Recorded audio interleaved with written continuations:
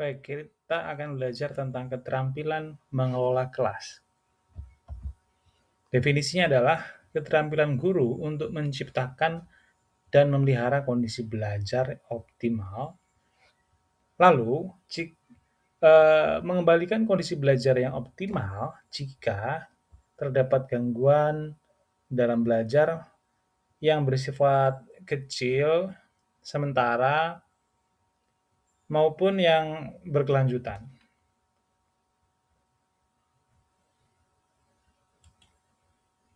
Lalu apa tujuannya? Yang pertama, pengelolaan kelas bertujuan untuk mendorong siswa mengembangkan tanggung jawab pribadi terhadap setiap tingkah lakunya.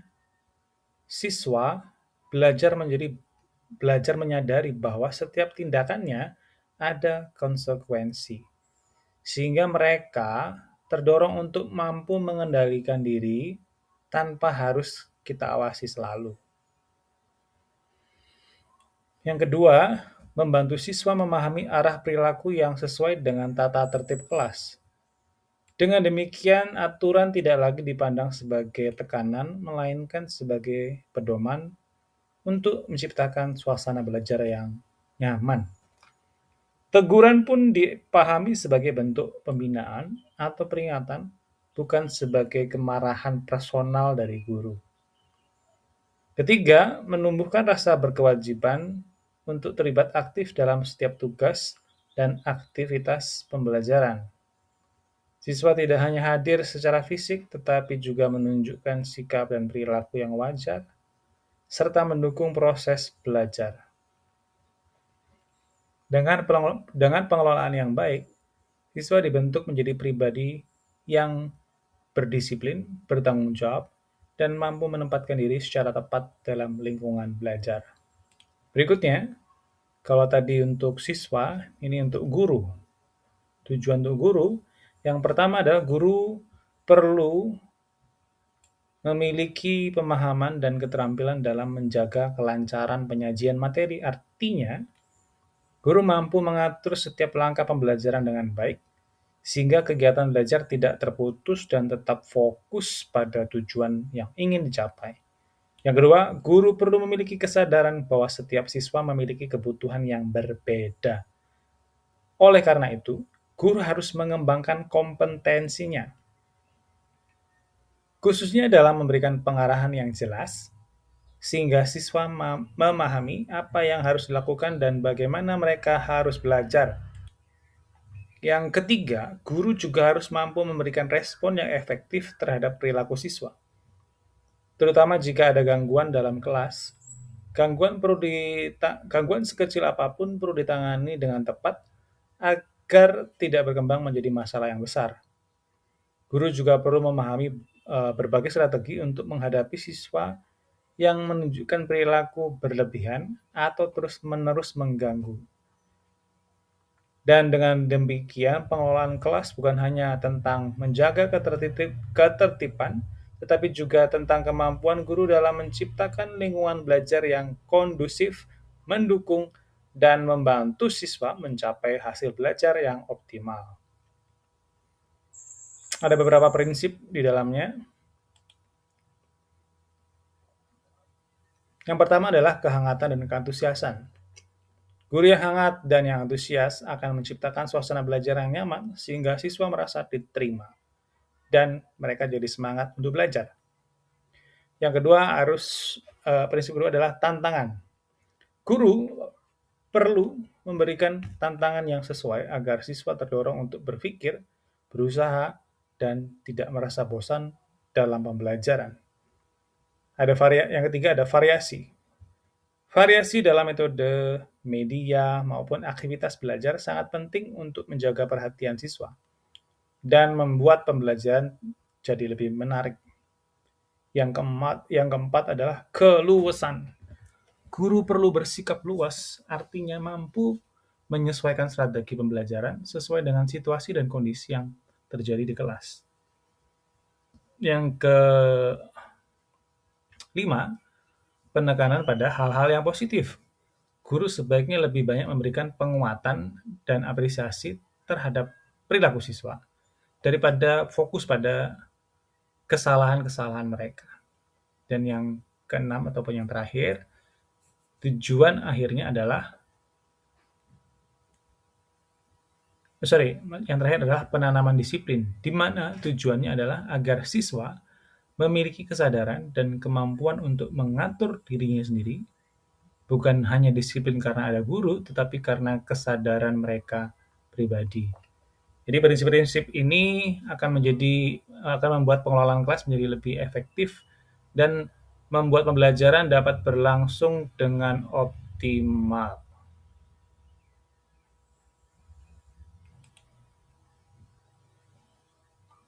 Jadi komponen utamanya ada dua di dalam KDM mengelola kelas. Ya, yang pertama adalah keterampilan menciptakan menciptakan dan memelihara. Yang kedua, keterampilan adalah mengembalikan kondisi. Di dalam keterampilan menciptakan dan memelihara ada 6 poin di situ. Ya, bisa dibaca sendiri 6 poin tadi. Kemudian di dalam keterampilan mengembalikan kondisi belajar yang optimal ada 3 poin di dalam situ. Nah, kita akan bahas satu persatu.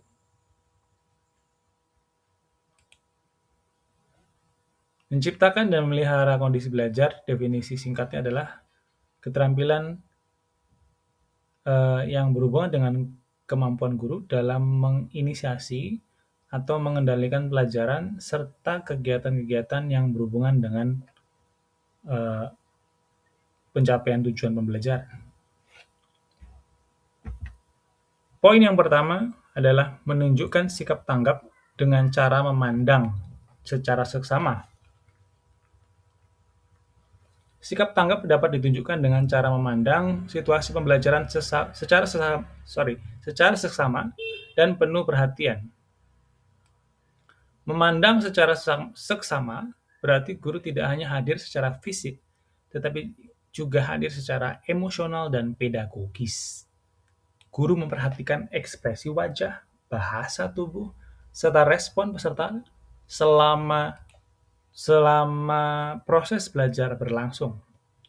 Ketika ada peserta didik yang tampak kurang fokus, kebingungan, atau kehilangan motivasi, guru yang tanggap akan segera menyadarinya. Dan dari pengamatan tersebut, guru dapat menyesuaikan pendekatan, metode, atau cara agar materi tersampaikan dengan efektif.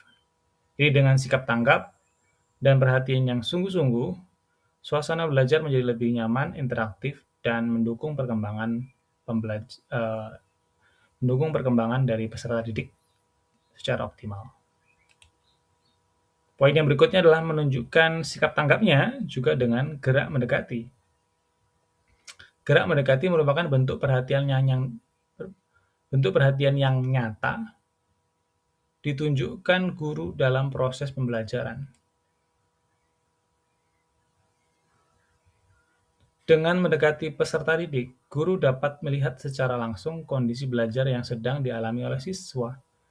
Guru dapat mengetahui apakah siswa sebenarnya memahami materi, mengalami kesulitan, atau memang membutuhkan bantuan. Gerak mendekati juga menciptakan rasa aman dan nyaman.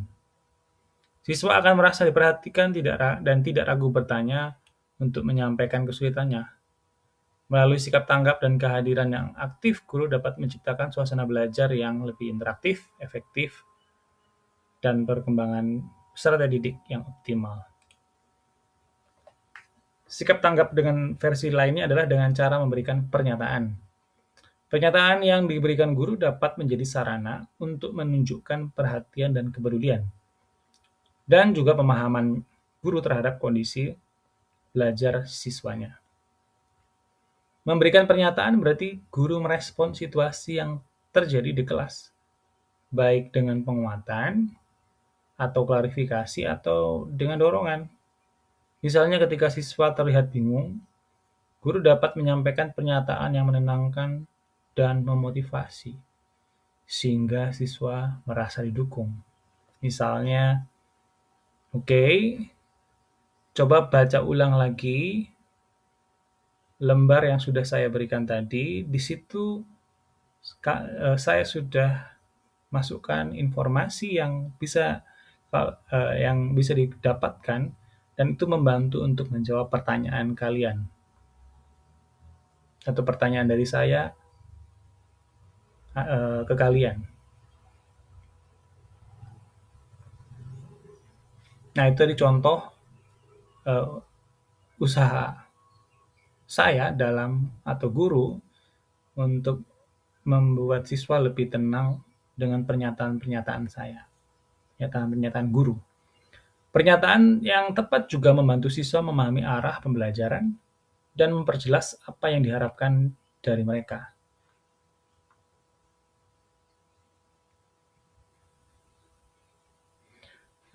Dengan demikian, komunikasi di kelas menjadi lebih terbuka dan interaktif.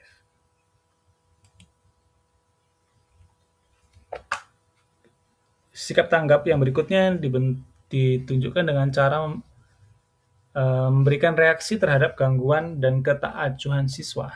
Nah, dalam proses pembelajaran, gangguan dan sikap kurang perhatian merupakan hal yang sering terjadi dan itu perlu disikapi dengan bijak.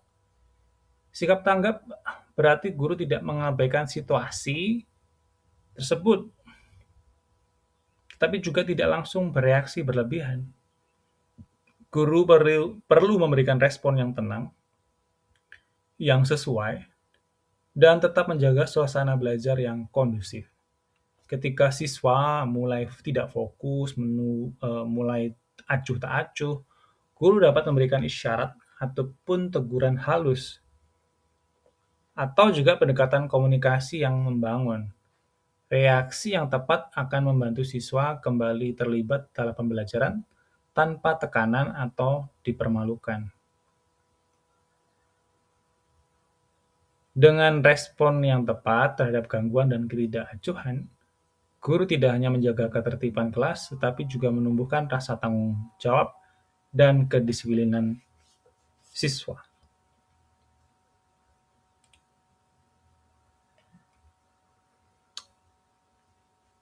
Kita udah masuk pada subkomponen yang lain, yaitu membagi perhatian secara visual. Perhatian visual merupakan salah satu bentuk sikap tanggap yang dapat langsung dirasakan oleh peserta didik. Membagi perhatian secara visual berarti guru tidak hanya fokus pada satu siswa atau satu bagian dari kelas saja. Guru mengarahkan pandangan ke seluruh kelas, memperhatikan setiap peserta didiknya, dan memastikan semua merasa dilibatkan dalam proses belajarnya. Kontak mata yang merata membantu siswa merasa diperhatikan dan dihargai. Hal ini juga dapat mencegah munculnya gangguan karena siswa menyadari bahwa guru sedang mengamati mereka. Dengan membagi perhatian secara visual, guru dapat menciptakan suasana kelas yang tertib, kondusif, dan interaktif. Nah, kali ini membagi perhatiannya secara verbal.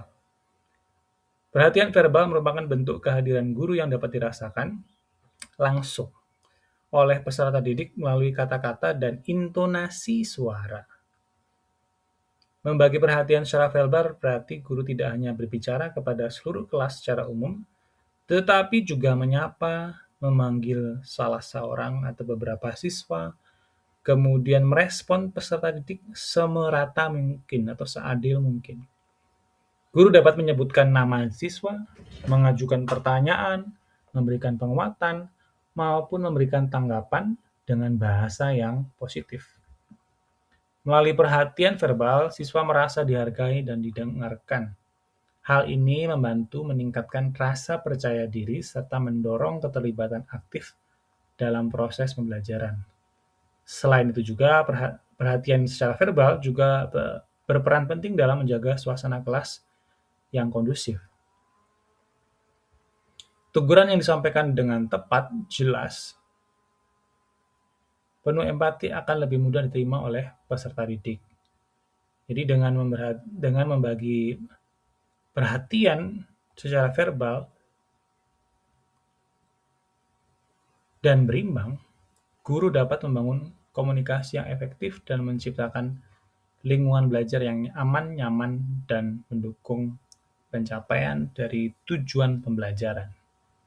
Nah, Versi lain dari memusatkan perhatian adalah dengan cara membuat siswa siaga. Menyiagakan siswa berarti menumbuhkan kesiapan mental dan perhatian peserta didik sebelum dan selama pembelajaran berlangsung. Guru dapat menyiagakan siswa dengan memberikan isyarat yang jelas, baik itu secara verbal maupun nonverbal, misalnya melalui instruksi singkat, melalui pertanyaan pemantik misalnya, kemudian perubahan intonasi suara, atau gerakan tubuh yang menarik perhatian. Ketika siswa berada dalam kondisi siap, fokus mereka akan lebih mudah diarahkan pada materi yang akan disampaikan. Hal ini membantu mengurangi gangguan dan meningkatkan efektivitas proses belajar di kelas. Menyiagakan siswa juga memberikan pesan bahwa kegiatan belajar akan dimulai atau sedang berlangsung, sehingga peserta didik memahami kapan mereka perlu berkonsentrasi dengan penuh. Dengan demikian, suasana kelas menjadi lebih tertib, aktif, dan kondusif.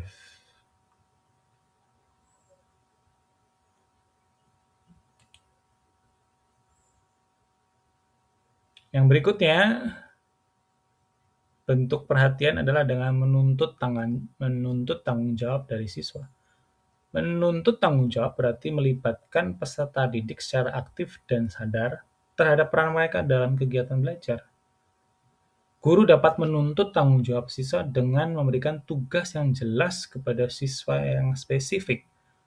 Kita bisa berikan pertanyaan yang menantang atau kesempatan untuk menyampaikan pendapat atau hasil kerja mereka. Ketika siswa diminta untuk menjelaskan jawaban, mempresentasikan hasil diskusi, atau menanggapi pendapat teman, perhatian mereka akan terarah pada proses pembelajaran. Tuntutan tanggung jawab juga membantu siswa memahami bahwa setiap individu memiliki kontribusi dalam keberhasilan belajar bersama. Hal ini mendorong siswa untuk lebih fokus, disiplin, dan siap mengikuti setiap tahap pembelajaran. Selain itu, menuntut tanggung jawab dapat menumbuhkan rasa percaya diri dan sikap mandiri. Siswa belajar bahwa apa yang mereka lakukan dan sampaikan memiliki nilai dan dihargai oleh guru dan teman-temannya.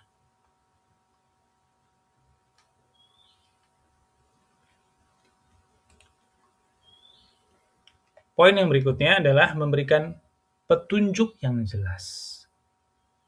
Jadi, bayangkan sebuah kompas yang menunjukkan arah. Tanpa kompas kita bisa berjalan, tetapi belum tentu sampai ke tujuan. Begitu juga dalam pembelajaran, petunjuk yang jelas menjadi ya petunjuk, jadi penunjuk arah bagi peserta didik. Ketika guru menyampaikan instruksi dengan bahasa yang sederhana, runtut, tidak bertele-tele, dan mudah dipahami,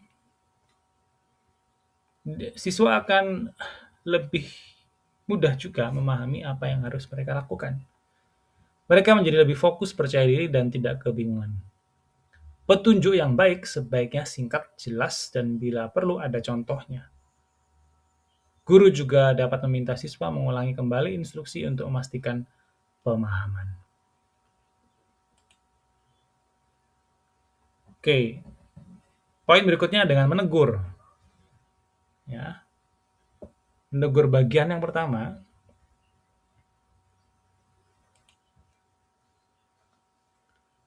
Menegur bukan berarti marah-marah. Menegur adalah cara guru untuk mengingatkan siswa agar kembali pada aturan dan tujuan. Teguran yang baik disampaikan dengan tenang, jelas, dan tidak mempermalukan siswa. Fokuslah pada perilakunya, bukan personal pribadinya. Misalnya daripada mengatakan kamu memang anak yang selalu ribut. Lebih baik mengatakan tolong perhatikan kembali pembelajaran agar belajar kita bisa berjalan dengan baik. Nah, itu contohnya. Dengan cara menegur yang tepat, suasana kelas tetap kondusif. Siswa merasa dihargai dan proses belajar tetap berjalan optimal. Nah, selain dilakukan dengan tenang, menegur juga perlu tepat sasaran dan proporsional. Artinya teguran diberikan sesuai dengan tingkat kesalahan mereka. Tidak semua pelanggaran harus langsung ditegur dengan keras. Kadang cukup dengan isyarat aja, kontak mata, atau cukup dengan mendekati. Itu sudah cukup mengingatkan mereka. Teguran sebaiknya bersifat membangun, bukan menjatuhkan. Gunakan nada suara yang tegas namun tetap sopan, sehingga siswa memahami bahwa tujuan teguran adalah memperbaiki perilaku, bukan menghakimi mereka, bukan menghukum mereka. Dengan cara ini disiplin tetap terjaga dan hubungan guru dengan siswa berlangsung dengan harmonis. Berikutnya dengan memberikan penguatan. Penguatan adalah respon positif yang diberikan guru terhadap perilaku atau usaha yang baik dari siswa. Bisa berupa pujian, senyuman, anggukan, atau kata-kata sederhana seperti bagus, terima kasih ya sudah mau fokus. Nah, penguatan membuat siswa merasa dihargai dan termotivasi untuk mengulangi perilaku positif tersebut. Hal ini menumbuhkan rasa percaya diri dan semangat belajar. Namun penguatan harus diberikan secara tulus, secukupnya, dan sesuai dengan usaha yang ditunjukkan oleh siswa. Dengan penguatan yang tepat, suasana kelas menjadi lebih positif, menyenangkan, dan mendukung terciptanya kondisi belajar yang optimal.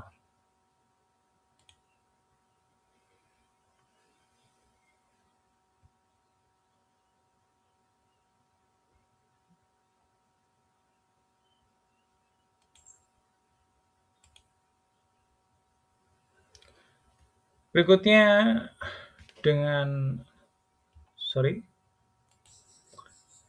berikutnya dengan menciptakan, ini agak terpotong sedikit judulnya, maksudnya adalah menciptakan dan memelihara kondisi belajar yang optimal. Jadi selama kegiatan kelompok kecil dan persorangan berlangsung, guru berperan sebagai organisator yang mengatur dan memonitor kegiatan dari awal sampai akhir.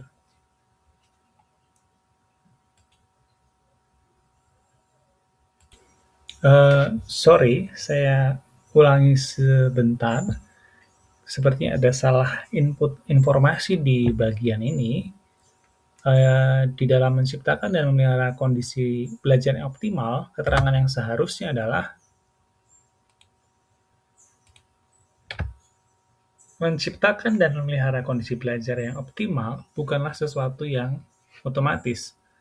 Hal ini membutuhkan kesadaran dan konsistensi dan keterampilan guru dalam mengelola kelas. Dan melalui petunjuk yang jelas,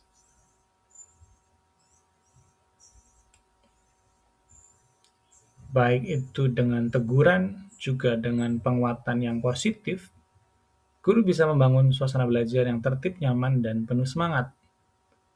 Kelas yang kondusif akan membuat siswa lebih fokus dan aktif dan percaya diri dalam mengikuti pembelajaran. Nah, poin pertama di dalam mengembalikan kondisi belajar yang optimal adalah kita bisa melakukan modifikasi tingkah laku. Ada beberapa langkah yang harus diikuti dalam modifikasi tingkah laku ini. Nah, langkah yang pertama adalah guru perlu melakukan identifikasi perilaku yang mengganggu, serta memahami kenapa itu terjadi. Tidak semua perilaku itu muncul tanpa alasan. Bisa jadi ya karena siswa bosan, siswa tidak mengerti materi, ya atau sekedar mencari perhatian. Dengan mengenali kenapa perilaku dan latar belakang itu muncul, guru dapat menentukan tindakan yang tepat. Apakah perlu diberikan peringatan atau teguran atau pendekatan personal? Jadi langkah awal yang tepat akan membantu mengembalikan suasana kelas menjadi lebih fokus dan kondusif. Kemudian langkah yang kedua,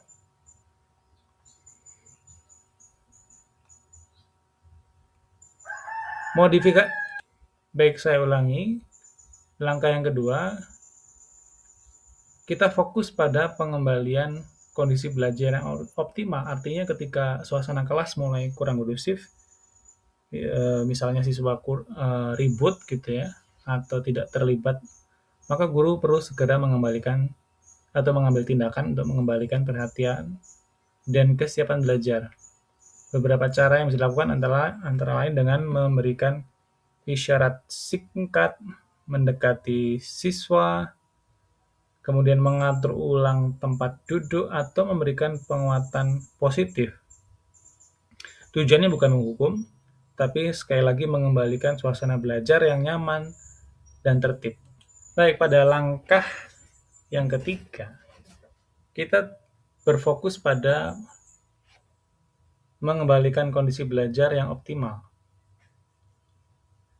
namun dengan tindakan yang lebih tegas dan terarah. Jika gangguan masih berlanjut, guru dapat memberikan peringatan yang jelas, menyampaikan konsekuensi, atau melakukan pendekatan individual kepada siswa yang bersangkutan. Yang terpenting tindakan dilakukan secara tenang, adil, dan tetap menghargai siswa. Tujuannya ya memastikan proses belajar kembali berjalan efektif.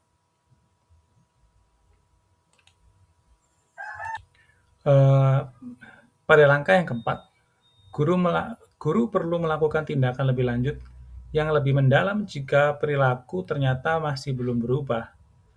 Pendekatan dapat berupa komunikasi pribadi dengan siswa, kerjasama dengan orang tuanya, atau bahkan melibatkan pihak sekolah, dalam hal ini melalui wali kelas atau guru BK. Tujuan bukan sekedar memberikan sanksi, tetapi membantu siswa memahami dampak perilaku dan membimbingnya ke arah yang lebih positif.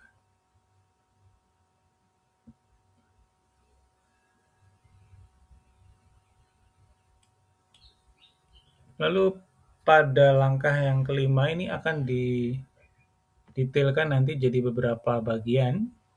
Namun secara umum guru berupaya mengembalikan kondisi belajar yang optimal.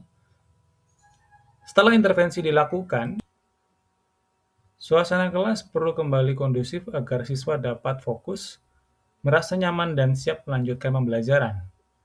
Pengembalian kondisi ini mencakup ketertiban kelas sekaligus kesiapan emosional siswa yang dapat dibangun melalui komunikasi yang menenangkan, penguatan positif, dan penataan aktivitas belajar yang terarah. Dengan kondisi belajar yang optimal, proses pembelajaran jadi lebih efektif dan tujuan pembelajaran bisa tercapai.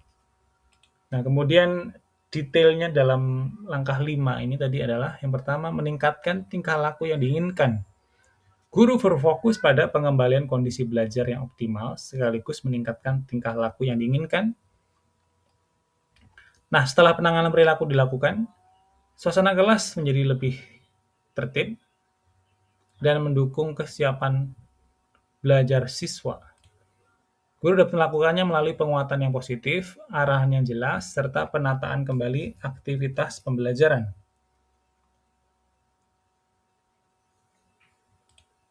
Kemudian mengajarkan tingkah laku yang baru. Nah, setelah perilaku yang kurang tepat ditangani, siswa perlu dibimbing untuk memahami dan mempraktikkan perilaku yang diharapkan. Guru dapat melakukannya dengan memberikan contoh yang jelas, latihan terarah, serta penguatan positif secara konsisten. Berikutnya, mengurangi dan atau menghilangkan perilaku yang membandel. Upaya ini dilakukan secara terencana melalui penegasan aturan, pemberian konsekuensi yang mendidik, serta penguatan terhadap perilaku positif yang ditunjukkan oleh siswa. Pendekatan yang konsisten dan tetap menghargai siswa sangat penting agar perubahan perilaku dapat berlangsung dengan bertahap. Nah, di bagian 5C ini juga ada beberapa bagian. Yang pertama, mengurangi atau menghilangkan perilakunya dengan cara menghapuskan penguatan. Artinya, perilaku yang tidak diinginkan tidak lagi diberikan perhatian atau hadiah atau respon yang justru memperkuatnya. Sebaliknya, guru fokus perhatian pada perilaku positif yang ditunjukkan oleh siswa. Dengan cara ini, perilaku yang tidak diinginkan akan berangsur berkurang, sementara perilaku positif semakin berkembang dan mendukung terciptanya kondisi belajar yang optimal. Jadi maksudnya kita tidak perlu lagi merespon atau menanggapi perilaku-perilaku negatif dari siswa. Justru perilaku-perilaku yang positif yang dibuat oleh siswa-siswa yang lain mungkin itu bisa diapresiasi. Jadi kita lebih fokus pada perilaku yang positif. Pada versi maksud saya pada langkah 5C.2 atau versi yang kedua dalam mengurangi dan menghilangkan perilaku adalah dengan memberikan hukuman. Hukuman diberikan secara bijak, proporsional, dan tetap menghargai martabat dari siswa. Tujuannya adalah menyadarkan serta mengarahkan siswa pada perilaku yang tepat. Pemberian hukuman juga perlu disertai bimbingan dan juga penguatan yang sifatnya positif. Jadi dengan pendekatan yang tepat, perilaku yang tidak diinginkan dapat berkurang, sementara belajar tetap berlangsung kondusif.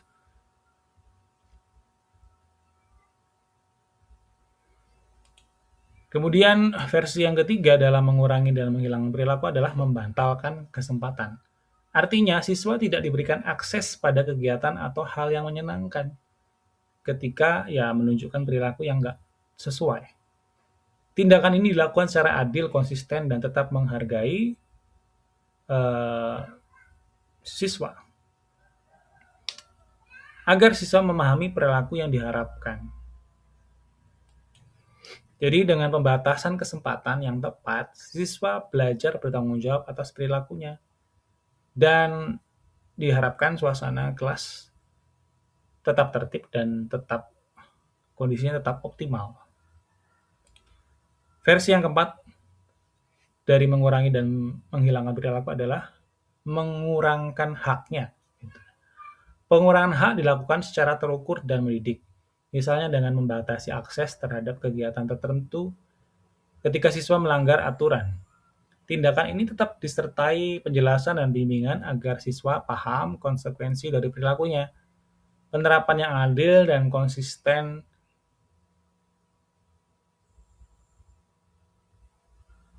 bisa mendukung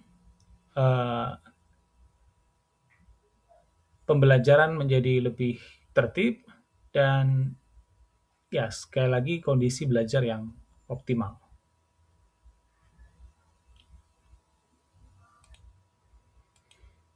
Nah, poin yang lain yang tadi adalah modifikasi perilaku, yang poin yang lain adalah pengelolaan kelompok. Jadi guru mengatur guru mengatur kerjasama antar siswa agar setiap anggota berperan aktif, saling mendukung dan bertanggung jawab terhadap tugas kelompok. Pengelolaan yang baik membantu menciptakan suasana belajar yang tertib, kondusif, dan menyenangkan. Dengan kerja kelompok yang terarah, interaksi positif antar siswa meningkat dan proses pembelajaran dapat berlangsung dengan efektif. Nah, pengelolaan kelompok ada beberapa versi. Yang pertama dengan cara memperlancar tugas-tugas. Dalam proses pembelajaran, suasana kelas yang kondusif tidak selalu terjadi dengan otomatis. Ada kalanya kelas menjadi kurang fokus, kurang kompak, atau kurang bersemangat. Oleh karena itu, guru perlu melakukan pengelolaan kelompok agar kondisi belajar kembali optimal. Nah, salah satu caranya adalah memperlancar tugas-tugas yang diberikan. Pertama, guru perlu mengusahakan terjadinya kerjasama dan kesatuan dalam tugas. Siswa diarahkan untuk saling membantu, berbagi peran, dan bertanggung jawab terhadap hasil kelompok.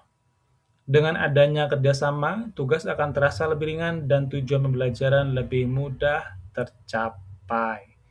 Kedua, penting untuk menetapkan standar-standar dan mengkoordinasikan prosedur kerja. Guru menjelaskan aturan dan langkah-langkah serta target yang harus dicapai. Ketika siswa memahami apa yang harus dilakukan dan bagaimana cara melakukannya, mereka akan bekerja lebih terarah dan tertib. Ketiga, jika muncul kendala dalam proses belajar, guru perlu memperbaiki kondisi melalui pemecahan masalah. Hal ini dapat dilakukan dengan diskusi, analisis bersama, serta mendengarkan saran dan pendapat dari siswa terkait permasalahan yang terjadi di dalam kelas. Dengan melibatkan siswa, mereka merasa dihargai dan lebih bertanggung jawab terhadap suasana belajar. Lalu yang keempat, guru dapat memodifikasi kondisi kelas yang eh, guru dapat memodifikasi kondisi kelas ke arah yang lebih menyenangkan. Misalnya, yang mengganti variasi metode pembelajaran jadi yang lebih menarik. Atau ada aktivitas yang lebih interaktif. Suasana yang menyenangkan akan meningkatkan motivasi dan partisipasi siswa. Dengan langkah-langkah tersebut, pengelolaan kelompok dapat berjalan efektif dan kondisi belajar optimal dapat terwujud kembali. Nah, versi lain dalam pengelolaan kelompok adalah dengan cara memelihara kegiatan-kegiatan kelompok. Ada 3 hal utama yang dapat dilakukan. Pertama, memelihara dan memulihkan semangat siswa. Maksud saya siswa di sini. Dalam proses belajar, semangat bisa saja menurun karena kelelahan, kesulitan materi, atau kurangnya motivasi. Disinilah peran guru untuk memberikan dorongan, apresiasi, serta menciptakan suasana yang mendukung agar semangat belajar kembali tumbuh. Kedua, menangani masalah-masalah yang timbul. Dalam kerja kelompok, perbedaan pendapat atau kurangnya partisipasi sering terjadi. Nah, guru perlu sigap mengidentifikasi lalu membantu menyelesaikan masalah tersebut secara bijaksana agar tidak mengganggu proses belajar. Nah, yang ketiga, meminimalkan masalah-masalah pengelolaan. Guru perlu membuat aturan yang jelas, pembagian tugas yang seimbang, dan melakukan pengawasan yang proporsional. Dengan pengelolaan yang baik, potensi masalah dapat dicegah sebelum berkembang menjadi hambatan yang lebih besar. Baik, ini adalah poin terakhir dalam pengembalian kondisi belajar yang optimal, yaitu menemukan dan memecahkan tingkah laku yang menimbulkan masalah. Dalam proses pembelajaran terkadang muncul tingkah laku yang mengganggu jalannya kegiatan belajar. Untuk mengembalikan kondisi belajar yang optimal, guru perlu menemukan dan memecahkan tingkah laku yang menimbulkan masalah tersebut. Pertama, kita perlu memahami bahwa tingkah laku yang keliru sebenarnya merupakan gejala. Artinya, perilaku tersebut muncul bukan tanpa sebab, melainkan dipengaruhi oleh satu atau beberapa faktor yang lain.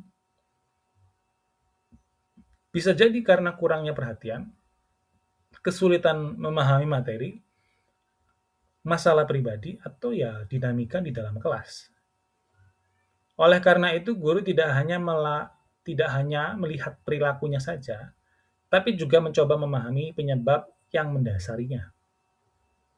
Yang kedua, luasnya tindakan yang diambil untuk mengidentifikasi dan memperbaiki sebab-sebab dasar sebab-sebab dasar tersebut akan sangat menentukan berkurangnya tingkah laku yang keliru. Jika guru hanya menegur tanpa cari akar masalahnya, perubahan biasanya ya sementara. Namun jika guru melakukan pendekatan yang tepat, seperti membuka dialog, melakukan bimbingan, atau melakukan penyesuaian strategi dalam pembelajaran, maka perbaikan perilaku dapat terjadi dengan lebih efektif dan efeknya lebih lama dan berkelanjutan. Jadi dengan memahami perilaku sebagai gejala dan menangani akar dari gejala tersebut, kita tidak hanya menyelesaikan masalah sesaat, tetapi juga membangun lingkungan belajar yang sehat dan kondusif.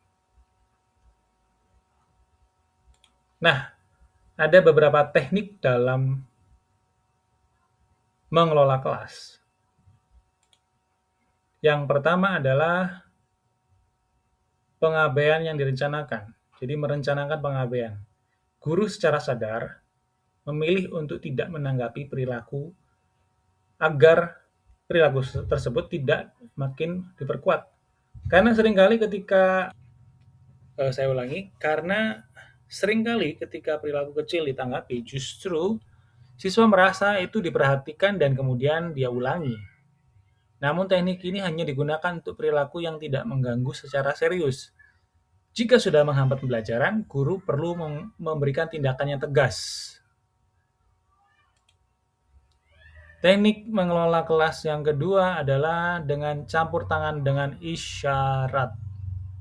Teknik ini dilakukan dengan memberikan tanda atau isyarat nonverbal untuk menghentikan perilaku yang mengganggu, tanpa harus menegur secara langsung. Misalnya dengan tatapan mata, atau dengan gerakan tangan kita, dengan pendekatan mendekati siswa, atau dengan memberikan isyarat diam, ya, dengan dengan jari yang kita letakkan di depan bibir kita. Nah, cara ini efektif karena tidak memotong jalannya pembelajaran dan tidak mempermalukan siswa. Ya, tadi sudah kita bahas beberapa kali, yaitu mengawasi dari dekat. Teknik ini dilakukan dengan cara mendekati siswa atau menun, eh, spesifik pada siswa yang mulai kehilangan fokus atau yang menunjukkan perilaku yang mengganggu. Jadi tanpa harus menegur secara langsung, kehadiran kita di samping mereka, di dekat mereka adalah bentuk pengawasan bagi mereka. Biasanya siswa akan kembali fokus karena merasa diperhatikan. Yang berikutnya adalah mengakui perasaan yang mendasari terjadinya perbuatan negatif tersebut. Nah, seringkali perilaku seperti marah, mengganggu teman, atau tidak fokus bukan sekedar bentuk kenakalan, tapi adalah ekspresi dari perasaan tertentu. Misalnya karena kecewa, karena cemas, karena merasa tidak mampu, atau cari perhatian. Sebagai guru kita harus meresponnya dengan empati. Misalnya kita bisa langsung tanya, tadi saya lihat kamu kayaknya kelihatan kesal. Apa ada yang membuatmu tidak nyaman selama pembelajaran?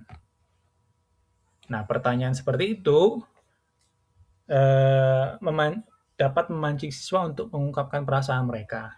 Dan dengan mengakui perasaan mereka, siswa merasa dipahami dan dihargai. Hal ini membantu meredakan emosi dan membangun hubungan yang positif, serta mendorong mereka untuk belajar mengelola perasaannya dengan lebih baik. Teknik yang berikutnya adalah mengungkapkan perasaan siswa.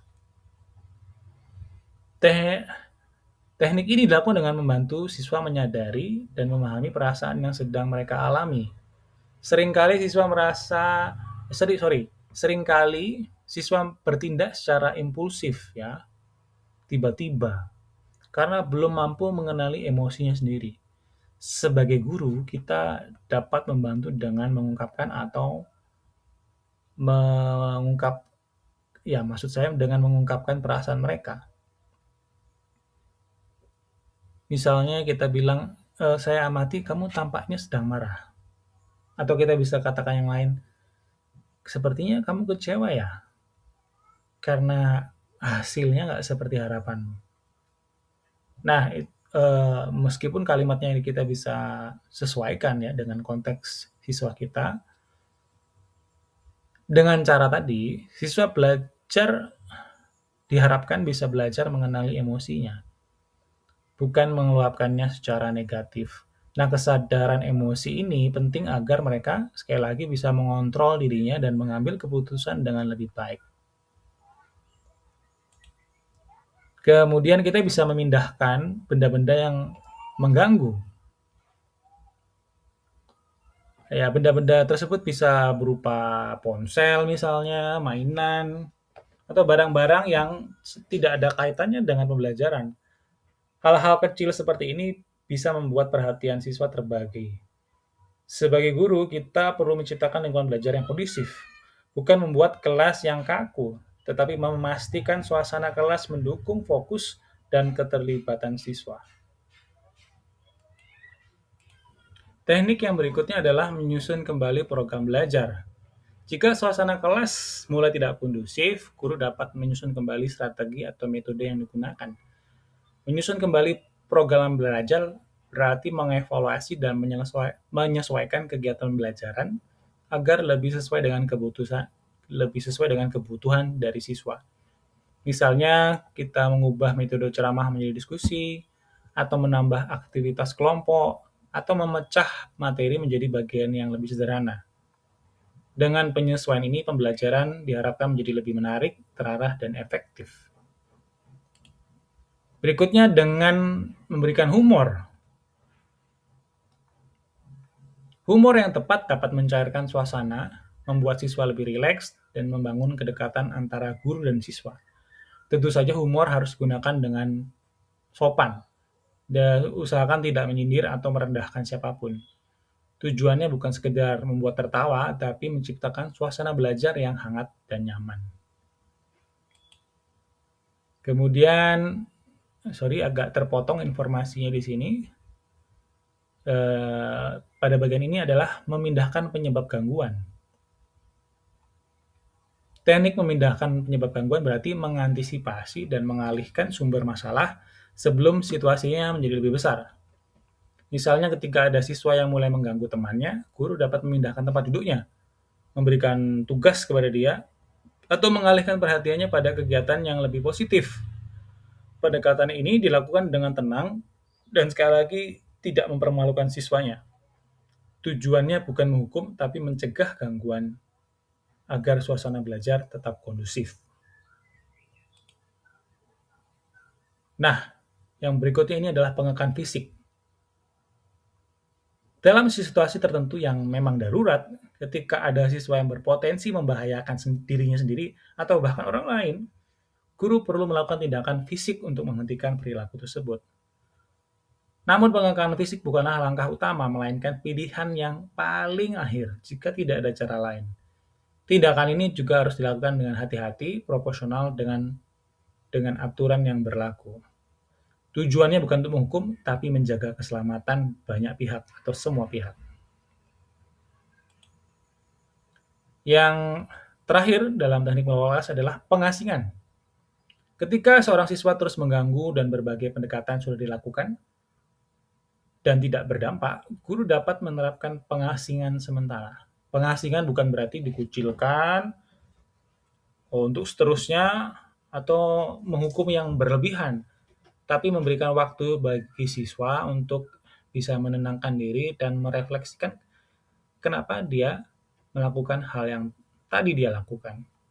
Biasanya dilakukan dengan memindahkan siswa ke tempat duduk yang terpisah atau mungkin di ruang khusus untuk sementara waktu. Langkah ini harus dilakukan dengan bijak, tidak mempermalukan siswa, dan tetap disertai komunikasi yang baik. Nah, ada beberapa hal yang kita harus hindari selama mengelola kelas. Yang pertama adalah campur tangan yang berlebihan. Terlalu sering menegur, saya ulangi, dalam mengelola kelas, guru memang perlu mengawasi dan membimbing siswa. Namun campur tangan yang berlebihan justru bisa membuat siswa merasa tidak dipercaya, dan kurang mandiri. Terlalu sering menegur hal-hal kecil, selalu mengontrol setiap langkah siswa, atau tidak memberi ruang untuk berinisiatif, dapat membuat atau menghambat perkembangan tanggung jawab mereka. Peran guru adalah membimbing, bukan mendominasi. Berikan arahan yang jelas, tetapi tetap beri kesempatan kepada siswa untuk belajar mengambil keputusan dan bertanggung jawab atas pilihan tindakannya. Yang kedua yang kita harus hindari adalah kelenyapan. Fade away atau kelenyapan terjadi ketika pembicara mengakhiri kalimat dengan suara yang tambah lama, tambah pelan, tidak tegas, dan seolah-olah menghilang. Akibatnya pesan yang disampaikan jadi kurang jelas dan audiens atau siswa bisa kehilangan poin penting dari pembahasan ini. Kebiasaan ini sering terjadi tanpa disadari, terutama ketika gurunya merasa kurang percaya diri, merasa ragu-ragu, atau tidak yakin sebenarnya yang disampaikan ini benar atau tidak. Padahal akhir kalimat adalah momen yang paling penting untuk menegaskan pesan yang ingin disampaikan. Dan untuk menghindarinya, pastikan setiap kalimat diakhiri dengan suara yang tetap stabil dan jelas. Jaga volume tetap konsisten hingga kata terakhir. Berikan penekanan pada poin penting agar audiens atau siswa memahami bahwa informasi tersebut bernilai dan perlu diperhatikan. Yang berikutnya yang harus dihindari adalah ketidaktepatan memulai dan mengakhiri kegiatan. Kesalahan ini terjadi ketika pembicara memulai presentasi tanpa persiapan yang jelas, terlalu banyak jeda, atau mengakhiri kegiatan secara tiba-tiba tanpa penutup yang tegas. Akibatnya alur penyampaian tidak runtut, siswa bingung, dan kurang fokus. Awalan yang baik seharusnya mampu menarik perhatian dan memberikan gambaran tentang apa yang akan dibahas. Begitu juga penutup yang disampaikan dengan jelas dan baik, merangkum poin penting, dan juga dapat meninggalkan kesan yang kuat. Untuk menghindarinya, siapkan pembukaan dan penutup dengan perencanaan yang matang. Latih transisi antar bagian agar tidak terkesan terputus-putus. Pastikan setiap awal dan akhir disampaikan dengan percaya diri dan terstruktur. Yang berikutnya adalah penyimpangan. Penyimpangan biasanya terjadi ketika pembicara keluar dari topik. Meskipun terkadang pembahasannya sedang menarik, terlalu banyak keluar dari topik atau jalur dapat membuat siswa kehilangan fokus dan apa sebenarnya inti yang ingin disampaikan dalam pembelajaran tersebut. Penyimpangan biasanya muncul karena terlalu banyak improvisasi, kurang perencanaan, atau keinginan untuk menjelaskan tapi terlalu detail. Akibatnya, waktu jadi terbuang, struktur penyampaian jadi tidak terarah, dan untuk menghindarinya, pastikan kita memahami tujuan utama presentasi. Susun kerangka materi dengan jelas dan patuh terhadap alur yang sudah direncanakan. Jika ingin memberikan contoh atau cerita tambahan, pastikan contoh itu relevan dan justru mendukung poin yang ingin disampaikan. Yang berikutnya adalah judulnya terhapus dari sini. Maksudnya di sini judulnya adalah bertele-tele. Bertele-tele dapat terlihat dalam beberapa bentuk. Pertama, mengulang-ulang hal tertentu yang sebenarnya sudah jelas dipahami. Pengulangan yang tidak perlu membuat siswa jadi bosan dan kehilangan minat. Kedua, memperpanjang pembelajaran atau keterangan melebihi yang dibutuhkan. Penjelasan yang terlalu panjang, tanpa tambahan informasi yang bermakna akan membuat pesan utama jadi kabur. Yang ketiga, mengubah suatu teguran yang sederhana menjadi ocehan yang sekali lagi yang panjang tidak berhenti-henti tentang kelakuan siswa yang tidak patut tadi. Nah, jadi yang seharusnya teguran yang efektif seharusnya cukup singkat, jelas, dan langsung pada inti masalahnya, bukan kemana-mana. Oleh karena itu, biasakan menyampaikan pesan secara ringkas, tepat sasaran, dan terstruktur. Komunikasi yang efektif bukanlah yang paling panjang, tetapi yang paling jelas dan bermakna. Yang terakhir, pengulangan penjelasan secara tidak perlu. Nah, tingkah laku ini atau kegiatan ini dapat memperlambat aktivitas pembelajaran. Hal tersebut terjadi ketika guru membagi-bagi penjelasan atau petunjuk secara terpisah-pisah.